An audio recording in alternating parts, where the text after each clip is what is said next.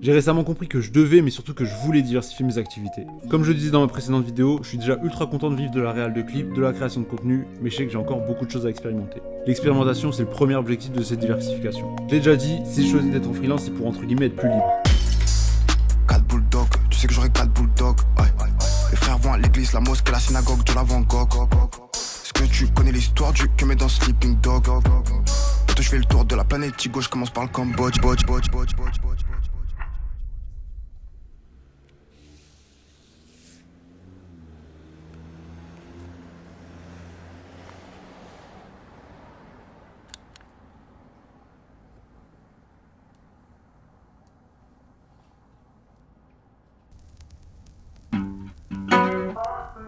Et être plus libre, c'est aussi le cas d'un point de vue créatif. J'ai pas mal d'idées et de rêves à accomplir sur le long terme et je peux déjà mettre des choses en place pour m'en rapprocher. Donc ça, c'est un point ultra important dans ma réflexion sur mon avenir et mes futurs projets. Je dois construire quelque chose de beau, solide dans le temps et en adéquation avec mes futurs projets. Faire beaucoup avec peu. Mon deuxième objectif, c'est de créer quelque chose qui me dépasse. Alors je sais pas si c'est compréhensible dit comme ça, mais en gros, j'aimerais avoir quelque chose de plus gros que Mika.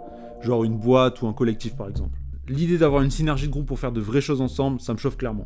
Partager. Et le troisième objectif, c'est de stabiliser encore un peu plus mon statut freelance d'un point de vue financier. Et c'est pas juste pour me mettre bien, c'est pour pouvoir réinvestir, avoir de moins en moins de contraintes, ou dit plus positivement, être toujours plus libre. Mon plan pour la suite, on peut le diviser en 3 grandes étapes, et la première commence réellement la semaine prochaine.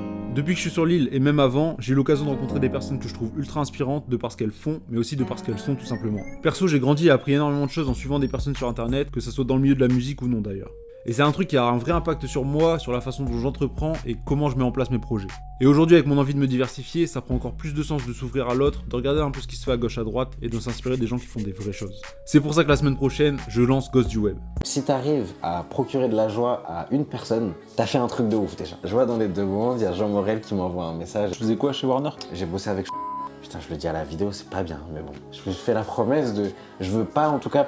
Il a tout baisé le frérot.